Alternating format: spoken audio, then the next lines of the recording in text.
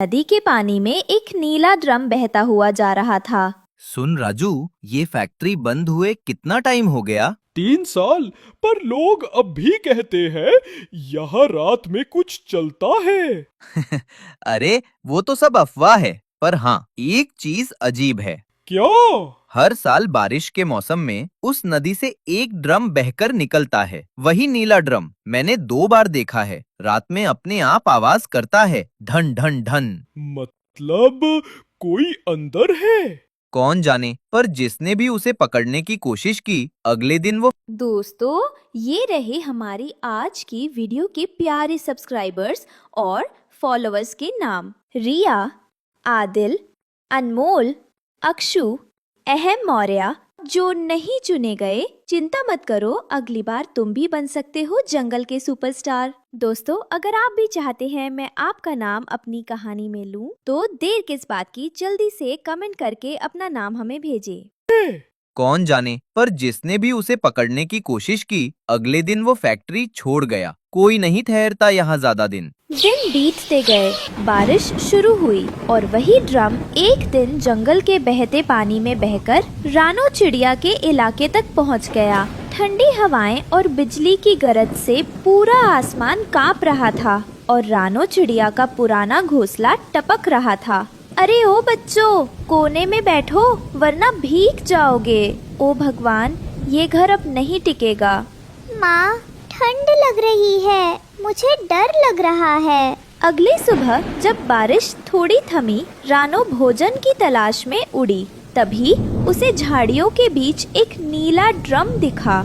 अरे वाह, ये तो किसी इंसान का छोड़ा हुआ ड्रम है। अगर इसे साफ कर लूं, तो शायद ये घर बन सकता है। रानो ने अपने नन्हे पंखों से ड्रम के अंदर सूखी घास और पत्तियां बिछाईं और ऊपर पत्तों से छत बना दी।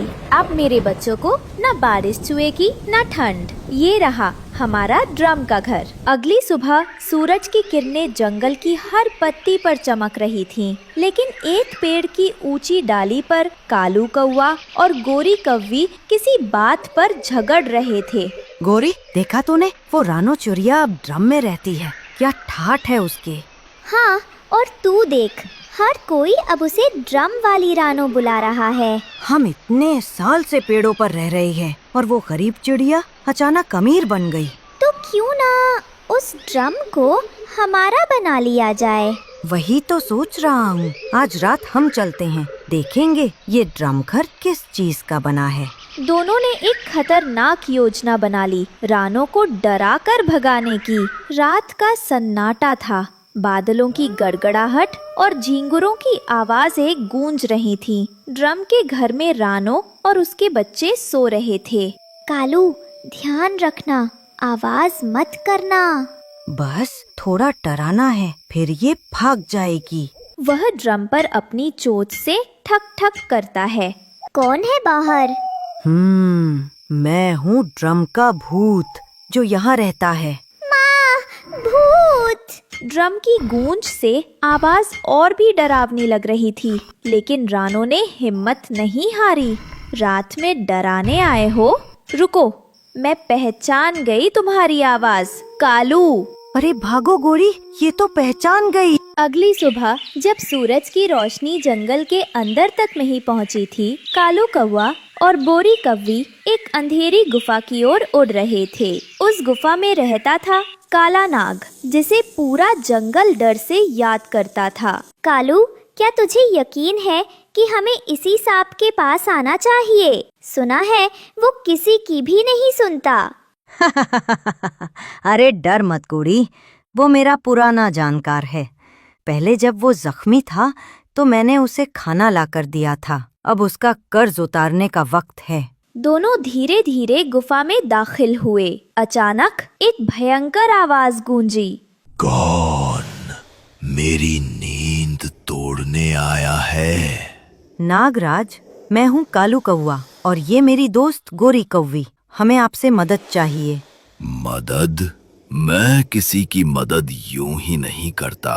बोलो, क्या काम है? एक चिड़िया है, रानो चिड़िया। उसने इंसानों का ड्रम पकड़ लिया है और अब पूरा जंगल उसी की तारीफ कर रहा है। हाँ नागराज, हम चाहते हैं वो ड्रम उसका ना रहे। तुम बस इतना करो, उसे वहाँ से भगा दो।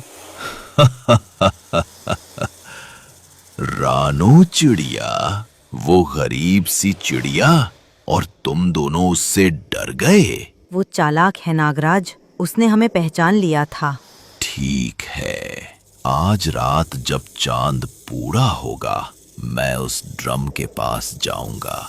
जो भी उसमें रहेगा उसे अपनी फुफकार से सदा के लिए सुला दूंगा। अगले दिन दोपहर के पास एक बूढ़ा कछुआ नदी के किनारे से चल कर आया। रानू, मैं तुम्हारे पास कुछ अहम बताने आया हूँ। कछुआ भैया, तुम यहाँ कैसे? क्या हुआ? कल रात मैं नदी पार कर रहा था। मैंने सुना कि कालू और गोरी उस गुफा में गए थे और सांप ने कहा जब चांद पूरा होगा मैं उस घर के पास जाऊंगा। कछुआ भैया, तुमने आकर बताकर हमारे लिए बड़ा काम किया। अब मुझे बच्चों के साथ सतर्क रहना होगा। रात को अचानक तेज आंधी चली, बिजली चमकी, पेड़ टूटने लगे, कालू और गोरी के घर उड़ गए, सब पक्षी इधर उधर भागने लगे। अरे मेरा घर गया, कोई बचाओ। रानो ने ड्रम का दरवाजा खोल दिया। कालू, गोरी, यहाँ जल्दी आओ अंदर, यहाँ हम सुरक्षित हैं। जब दोनों अंदर थे तभी ड्रम के बाहर से कुछ खुरचने की आवाज आई। टक टक टक, सब सन्न हो गए। ये आवाज क्या है? शायद कोई जानवर है। सब शांत रहो। अचानक ड्रम के नीचे से एक बड़ा काला सांप निकल आया। वह बच्चों की तरफ सरकने लगा। अरे भागो, सांप! नहीं, कोई नहीं भागेगा। ये मेरा घर है, मैं इसकी रक्षा करूंगी। हमने ही तो ये सांप बुलाया था और अब सब खतरे में हैं। रानो एक डंडा लेकर सांप के सामने खड़ी हो गई। सांप फुफकारते हुए आगे बढ़ा, पर रानो ने उसके सिर पर डंडा मारा। सांप ने पलट कर वार किया। मेरे बच्चों के पास मत आना। तू एक छोटी चिड़िया मुझे रोक पाएगी? जब माँ बन जाती है तो पहाड़ भी झुक जाता है।